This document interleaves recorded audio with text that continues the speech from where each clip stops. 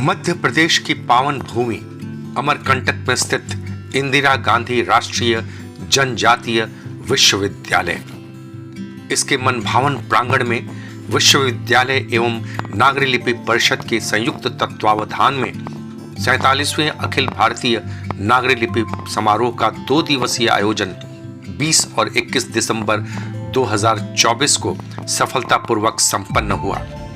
अखिल भारतीय नागरी लिपि सम्मेलन के 47वें अधिवेशन में सभागार में अपार्थिव रूपेण समुपस्थित अमरकंटक की समस्त ऋषि सत्ताओं सहित श्रद्धेय कुलपति एवं मंच पर समुपस्थित श्रेष्ठ अतिथियों के साथ मैं प्रोफेसर जितेंद्र शर्मा,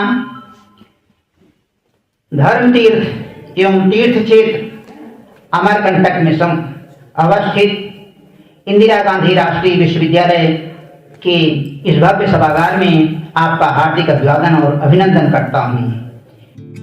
विश्वविद्यालय के कार्यकारी कुलपति प्रोफेसर व्योमकेश त्रिपाठी, नागरी लिपि परिषद के अध्यक्ष डॉक्टर प्रेमचंद पातंजलि सहित अनेक गणमान्य व्यक्तियों ने दीप प्रज्वलित कर कार्यक्रम की शुरुआत की।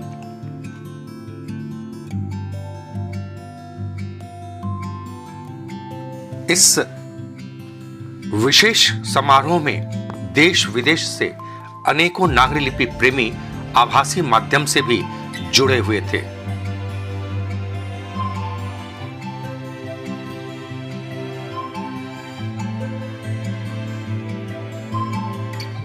इस 2 दिवसीय समारोह में विभिन्न सत्रों में विभिन्न विषयों पर विचार विमर्श हुआ। एक सत्र में तो सर्वभाषा कवि सम्मेलन का भी आयोजन किया गया। बहुपरिकल्पित अभिनव अल्पित, बहुपरिकल्पित अभिनव अल्पित, उच्चारण ध्वनि को संकल्पित, उच्चारण ध्वनि को संकल्पित, सोच विनोबा भाषा सेवा, सोच विनोबा भाषा सेवा, गांधी जी का श्रेष्ठ विधान, जयति नागरी लिपि जयगान।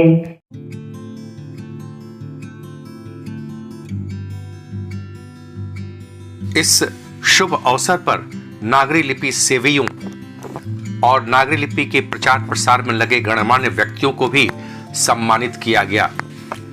इंदिरा गांधी राष्ट्रीय जनजातीय विश्वविद्यालय को भी नागरी लिपि के प्रचार प्रसार के लिए विशेष तौर से सम्मानित किया गया।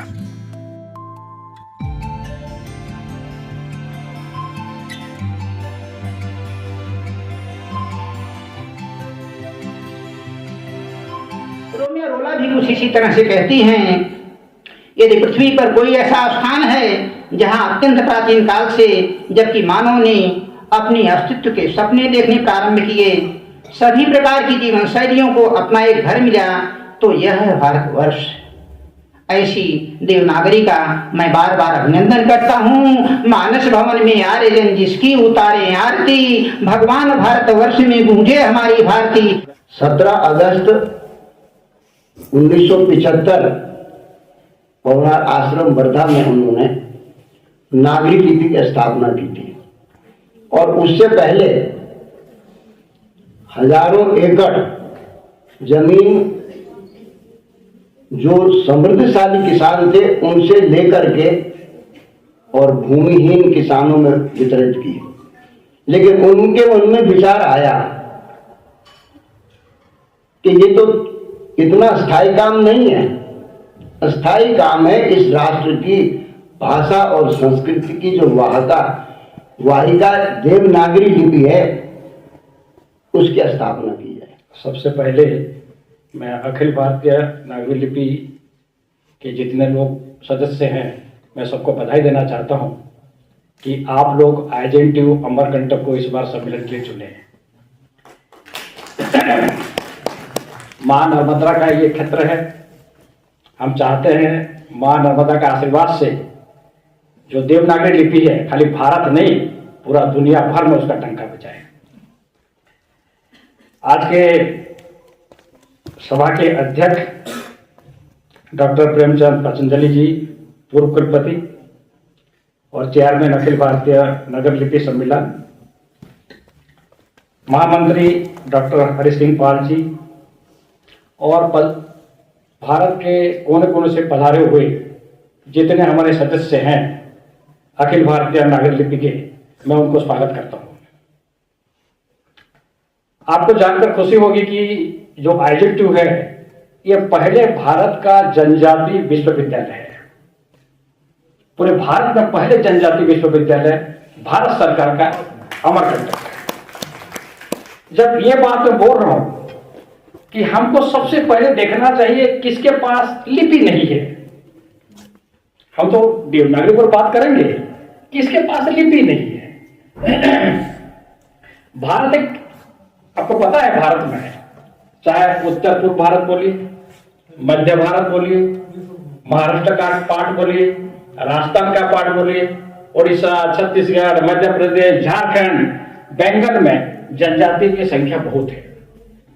बहुत लोग के पास स्क्रिप्ट नहीं है। मैं 30-35 साल से पहले मैं ईटानगर में पढ़ाता था, सेंटर में पढ़ाता था।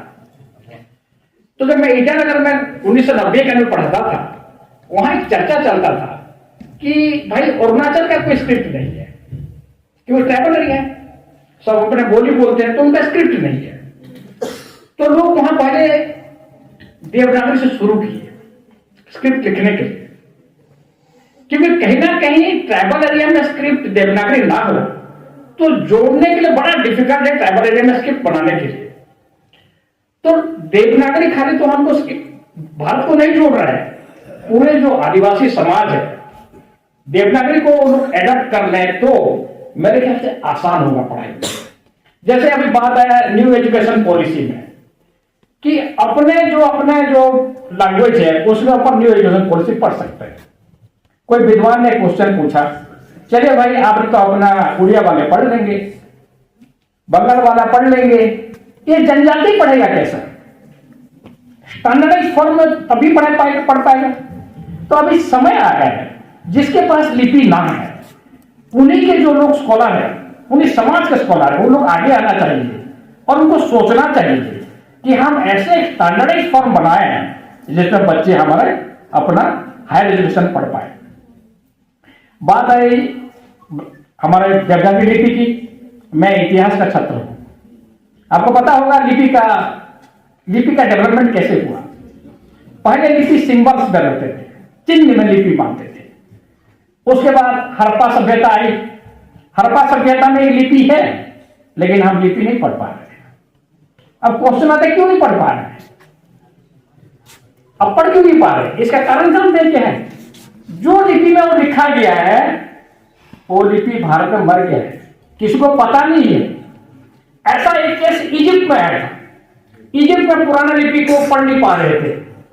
जो थोड़े बहुत इतिहास पढ़े होंगे, 1799 में नेपोलियन इजिप्ट को आए।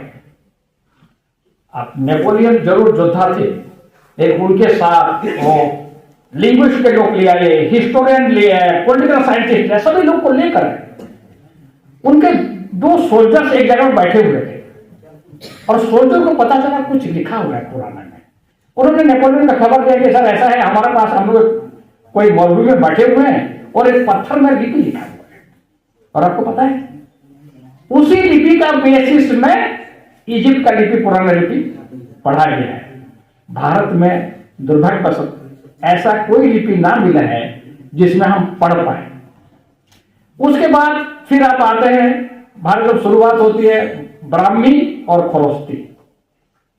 भारत के पुराने जो लिपि है ब्राह्मी और खरोष्टी, ये 6th सेंचुरी से पहले से चलना शुरू कर देते हैं, क्योंकि जब लिपि आई तब वो हुई सेकेंड अर्बनाइजेशन हुई। हम लोग मानते हैं हड़प्पा में पहला भारत का अर्बनाइजेशन हुआ, शहरीकरण हुआ।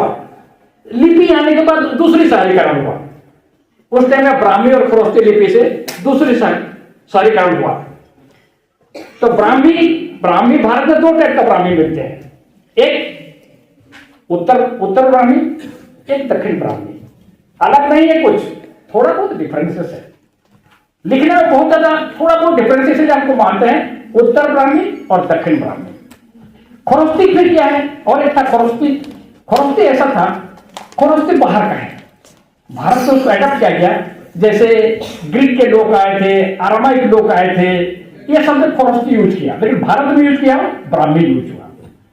8वीं शताब्दी से आते आते 8वीं नवीं शताब्दी आते थे देवनागरी कहीं ना कहीं, देवनागरी का थोड़ा सा लोगों एडप्ट करने लगे देवनागरी को।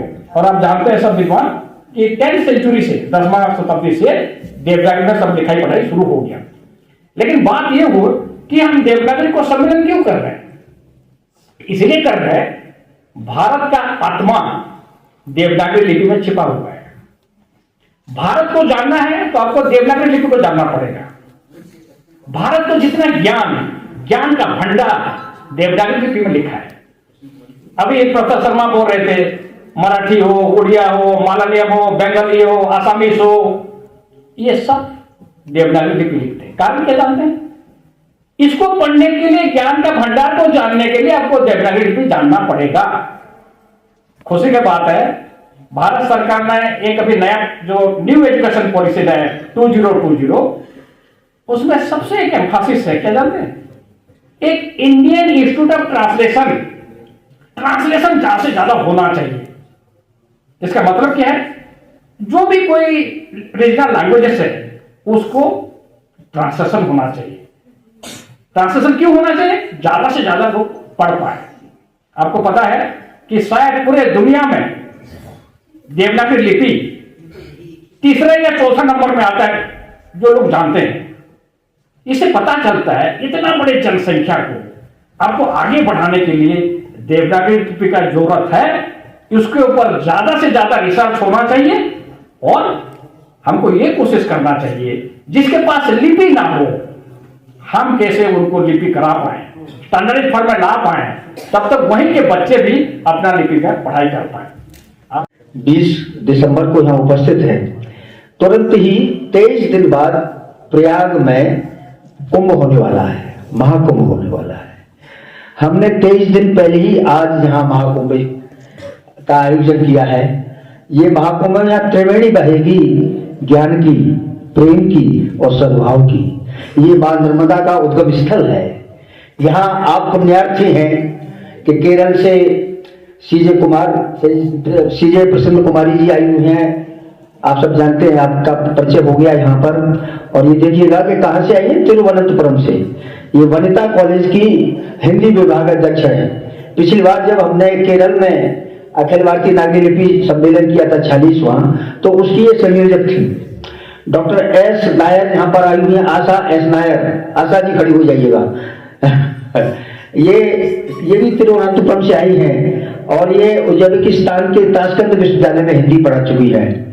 हमारे साथ आंध्र विश्वविद्यालय विशाखापट्टनम की डॉक्टर जे विजया भारती हैं, हिंदी विभाग अध्यक्ष नहीं है। और ये देखिए विशाखापट्टनम से आपके बीच में आई है। हमारे साथ में हैदराबाद से परिचय हो चुका है चमाकोल रामकृष्ण राव, हिंदी प्रेमी। ये हमारे साथ त्रिपुरा भी गए थे, मणिपुर भी गए थे, हमारे साथ नेपाल भी गए थे, नेपाल का प्रचार करने के लिए। और इनके पिताजी, जिनके नाम पर पुरस्कार अभी कुलगुरु जी को हमने दिया, एक बहुत बड़े हमारे नागरी लिपि परिषद के बहुत सबसे पुराने कार्यकर्ताओं में इनके पिताजी रहे। उनके लेख हमारे नागरी संगम में प्रकाशित होते रहे। हमारे साथ में दूर दूर से आए हैं, हमारे झारखंड से आई हैं शारदा जी, पूर्व प्राचार्य डॉक्टर शारदा प्रसाद। वहीं शिक्षा शास्त्र के प्रोफेसर अशोक अभिषेक भी आए हुए हैं, अशोक अभिषेक जी। रायपुर छत्तीसगढ़ से डॉक्टर मुक्ता कौशिक आई है, ये भी एजुकेशन की प्रोफेसर है। हमारे साथ आचार्य ओम प्रकाश जी का परिचय हो चुका है। आचार्य ओम प्रकाश जी हमारे कोषाध्यक्ष हैं, हालांकि आजकल कोष विहीन कोषाध्यक्ष हैं लेकिन कोषाध्यक्ष हैं। और जैसे बताया गया कि आप रक्षा मंत्रालय में हिंदी अधिकारी रहे हैं। हिंदी को बढ़ावा देने के लिए अर्चना जी आप सुन लीजिएगा कि ये जो आप यहाँ विश्वविद्यालय में काम करती हैं वो ये रक्षा मंत्रालय में कर चुके हैं, वहां से सेवानिवृत्त हैं। हम लोग ज्यादातर सेवानिवृत्त लोग ही हैं जो भारत सरकार से सेवानिवृत्त होकर के नागरी लिपि की इस सेवा में आए हुए हैं। हमारे साथ बाबा कानपुरी हैं, नाम बाबा कानपुरी है, लेकिन इनका जन्म रायबरेली में हुआ है और नोएडा में रहते हैं। वैसे तो ये नागरी लिपि के बड़े पुराने कार्यकर्ता हैं, संयुक्त मंत्री हैं, लेकिन आज नागरी लिपि का प्रचार प्रसार करने के साथ साथ ये एक और प्रयोजन से आए हैं। वो प्रयोजन मैं नहीं बताऊंगा, ये उनकी कविता बताएगी। कविता जिसे सुनिएगा आप, फिर ये बताएंगे किस उद्देश्य से यहाँ पर आए हुए हैं। हमारे साथ मोहन द्विवेदी हैं, ये अभियंता रहे हैं उत्तर प्रदेश सरकार में और विज्ञान विषय पर आप कविताएं लिखते हैं। हमारे साथ जो आचार्य ओम प्रकाश जी का एक और परिचय रह गया कि आप आर्य समाज के अध्यक्ष अमरीशविहार के, वहां पर 5 रुपए में भोजन देते हैं। जो निराश्रित हैं, गरीब लोग हैं, उनको 5 रुपए में पूरा भोजन कराते हैं आचार्य ओम प्रकाश जी का समाज। हमारे साथ 2 शोधार्थी हैं आंध्र विश्वविद्यालय विशाखापट्टनम के, मुख्याल राव, आप हाँ खड़े हो जाइए। वैसे अध्यापक हैं लेकिन पीएचडी हिंदी में कर रहे हैं। और एन सुजाता, ये भी शोधार्थी हैं, ये भी अध्यापिका है। तो इस तरह से हम देख रहे हैं कि यहाँ पर बाकी आप ऑनलाइन जो हमारे लोग जुड़े हुए हैं, त्यागी जी, ओमेशन त्यागी जी हमारे सबसे पुराने कार्यकर्ता, हमारे लेखा परीक्षक हैं, कोषाध्यक्ष रहे हैं। जहां इनको हम खड़ा कर देते हैं वहां खड़े हो जाते हैं। त्यागी जी का स्वागत क्या इनकी संस्था है, ये अपने आप में स्वागत करते हैं। और हमारे साथ लक्ष्मी देवी आर्य जैसे परिचय कराया, आप पौड़ी से हैं, गढ़वाल से। हमारे साथ डॉक्टर पुष्पा पाल हैं, ये ग्वालियर से हैं, मध्य प्रदेश से। अनेक जितने ग्रंथ हैं वो सब हमारे श्रुति परंपरा में थे। यदि आज उनको लिखा नहीं गया होता, लिपिबद्ध नहीं किया होता, तो हम सब नई पीढ़ी उनसे वंचित हो जाती।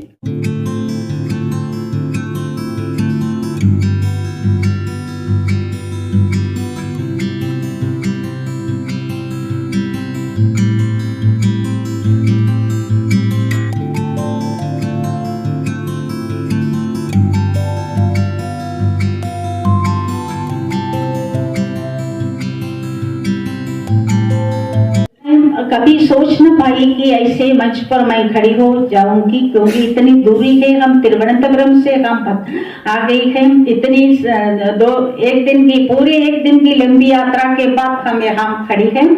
तो भी अभी हम मन इतना खुश है कि ऐसे विद्वजनों की मंडली है, या सुदूर उत्तर दक्षिण पश्चिम पूर्व के हिंदी और नागरी लिपि के महापंडितों की ऐसी सभा में आने का मुझे अवसर मिला। जब तक आप विज्ञान और तकनीकी विषयों को हिंदी में नहीं पढ़ाएंगे, तब तक हिंदी का प्रचार प्रसार पुष्ट रूप से नहीं हो सकता।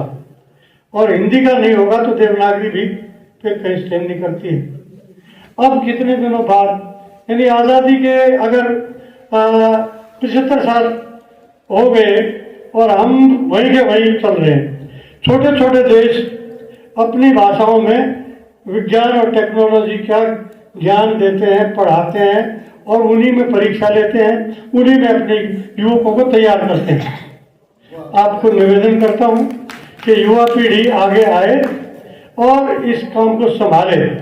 इसलिए भी कह रहा हूं मैं, आपने देख लिया होगा, नहीं तो मैं बता देता हूं।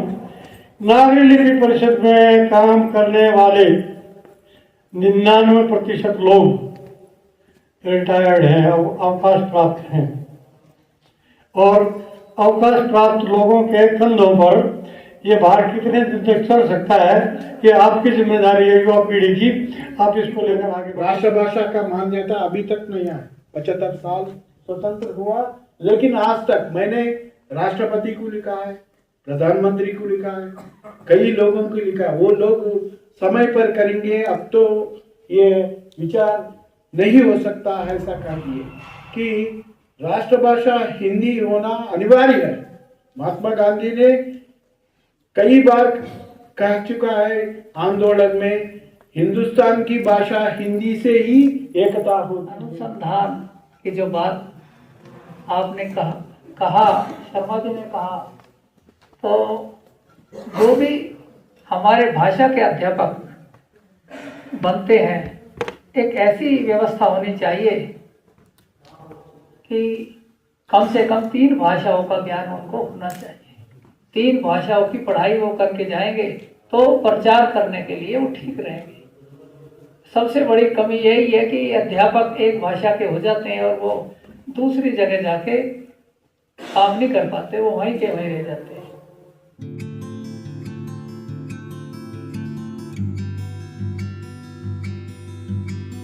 नागरी लिपि परिषद की स्थापना के स्वर्ण जयंती वर्ष में आयोजित 47वां अखिल भारतीय नागरी लिपि सम्मेलन हर दृष्टि से अत्यंत भव्य रहा, सुव्यवस्थित रहा और सफल रहा।